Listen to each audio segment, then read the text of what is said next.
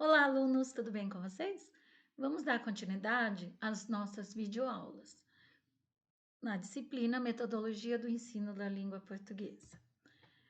A aula de hoje é a terceira parte do tema Eixo Leitura e Escuta. Na aula de hoje, então, veremos a leitura como uma prática social. Inicialmente, é muito importante compreender que ler é uma prática social e vai ocorrer em diferentes espaços.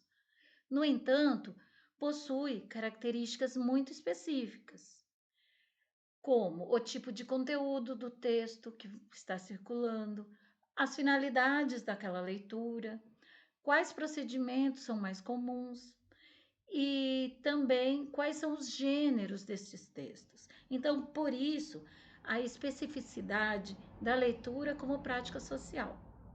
Ao mesmo tempo, vão coexistir diferentes práticas sociais numa determinada sociedade. E isso vai também depender do momento histórico das diferentes sociedades. Nas diferentes sociedades são estabelecidos diferentes usos para a escrita e a leitura ao longo de sua história. Então, dentro de um contexto social, veremos esses diferentes usos. Eu vou citar Marisa Lajolo, que inclusive está na minha bibliografia ao final desses slides.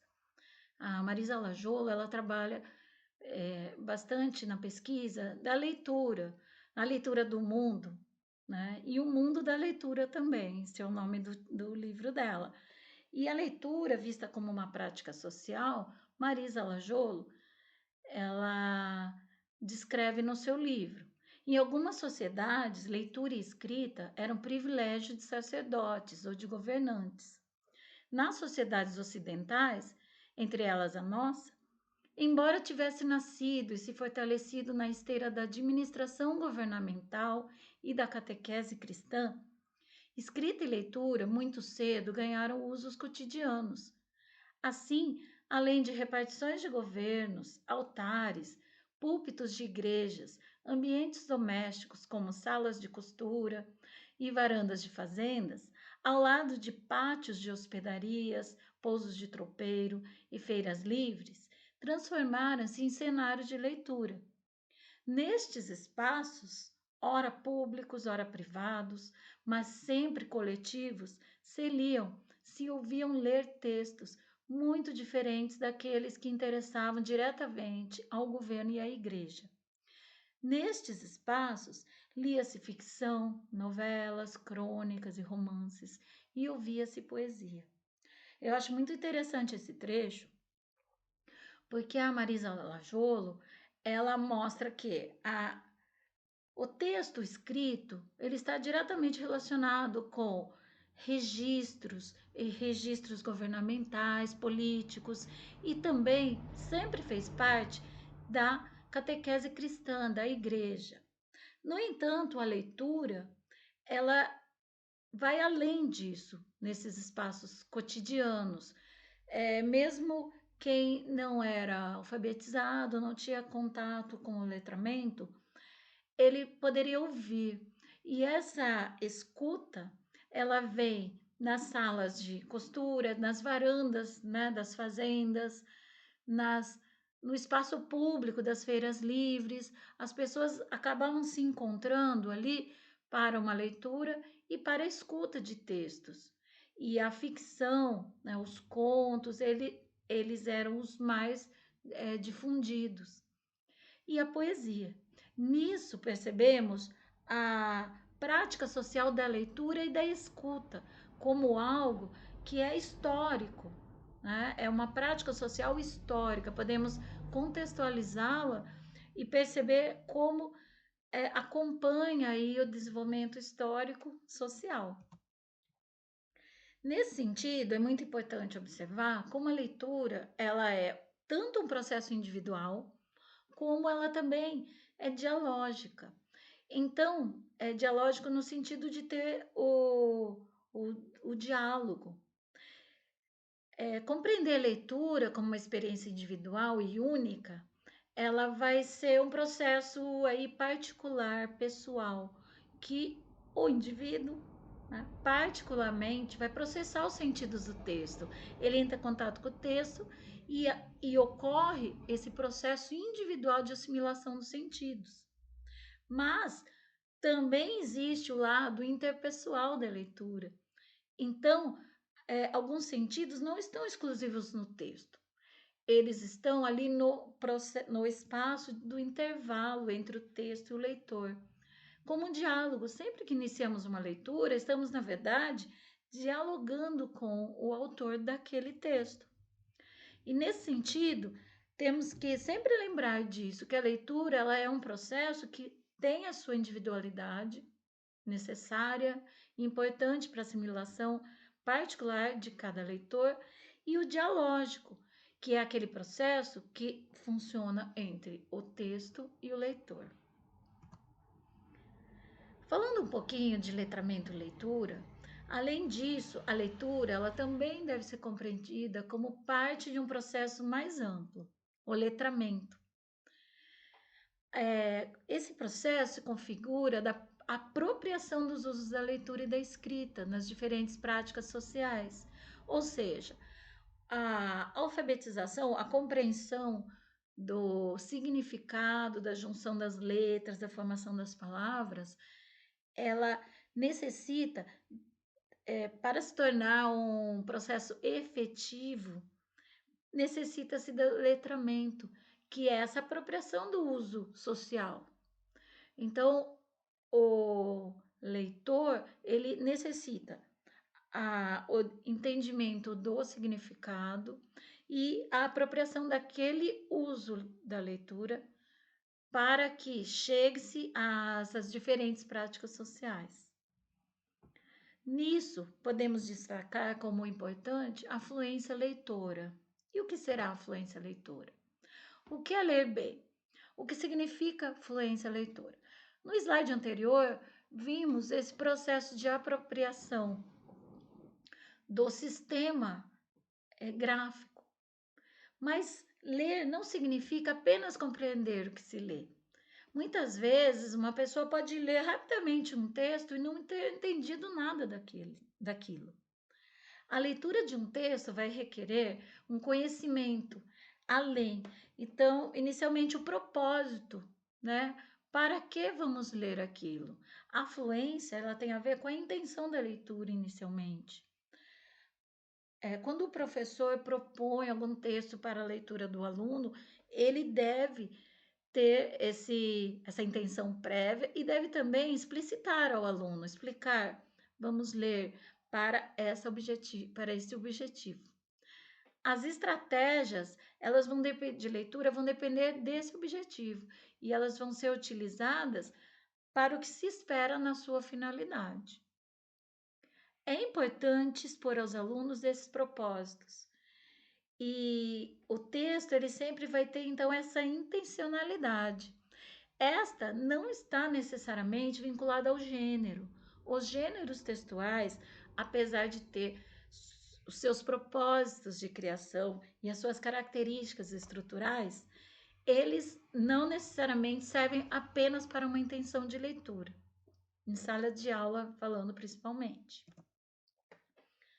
Assim, nem sempre vamos ler obras literárias para apreciá-las e estudar literatura. Né? Nem sempre vamos ler um texto para fazer um estudo histórico, o texto necessariamente precisa ter como conteúdo a história. Para analisar um estilo empregado pelo autor, podemos usar também diversos tipos de texto. Lemos notícias com intuitos variados. Na sala de aula, principalmente, já falei na parte 1 e na parte 2 deste tema, os gêneros, quanto mais ampliar o uso de gêneros, melhor podemos tratar o tema leitura. A intenção, ela vai determinar como será feita a leitura e a compreensão daquele assunto abordado com a finalidade da aula. Mas os gêneros textuais, em sua amplitude, eles auxiliam nas diversas formas de abordagem. Falando então de fluência leitora, aqui vocês se lembram que nós estamos utilizando alunos que já conquistaram a base alfabética, então a partir do terceiro ano.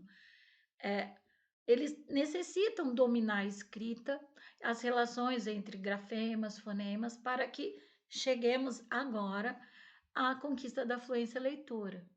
O leitor que ainda está preso a decifrar, ele não vai utilizar estratégias mais adequadas para essa compreensão do conteúdo no todo, porque ele ainda está ali na fase de decifrar, né, o sistema gráfico. É necessário um trabalho que o ajude a ir além da leitura palavra a palavra ou sílaba a sílaba.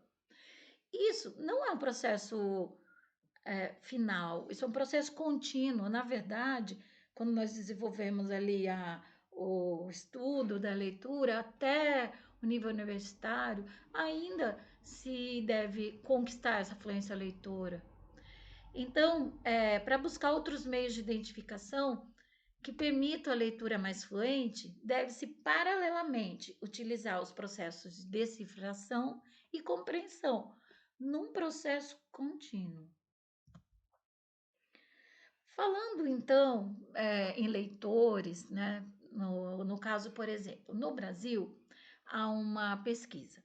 Dos brasileiros de 15 a 64 anos, 61% tem muito pouco ou nenhum contato com os livros.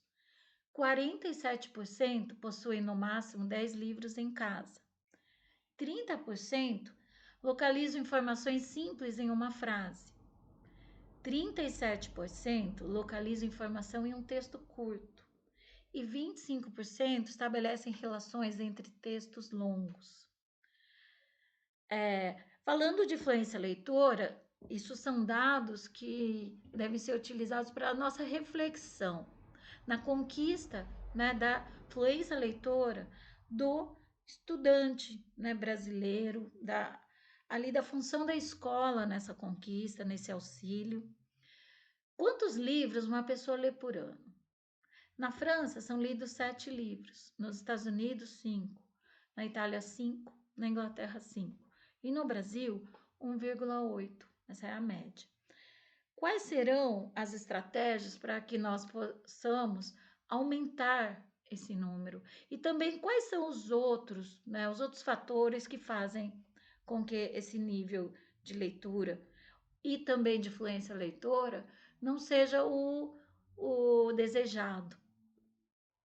Isso é uma reflexão que eu trago a vocês, inclusive está na minha atividade desta aula, para que possamos tentar, como educadores, buscar uma saída tanto para efetivar o aprendizado da fluência leitora, quanto para desenvolver mecanismos e também ali recursos para que se amplie essa quantidade de leitores do nosso país. Eu trago a reflexão para vocês, né? Agora, finalizando, pensar um pouquinho. Ler, para que serve ler? Ler pode ser uma atividade por prazer.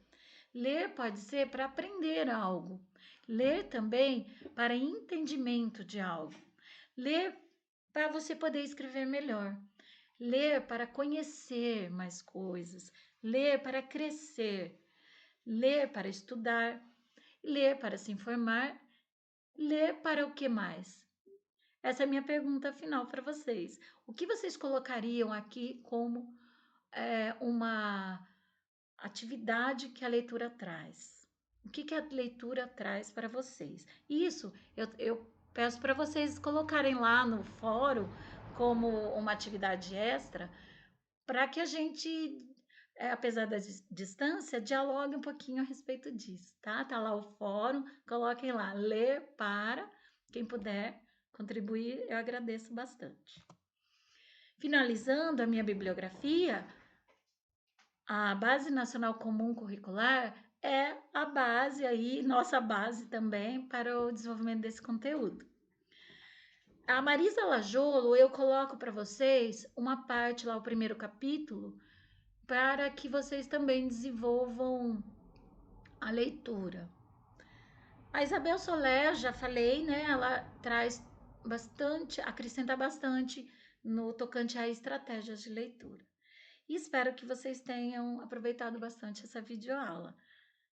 Até mais!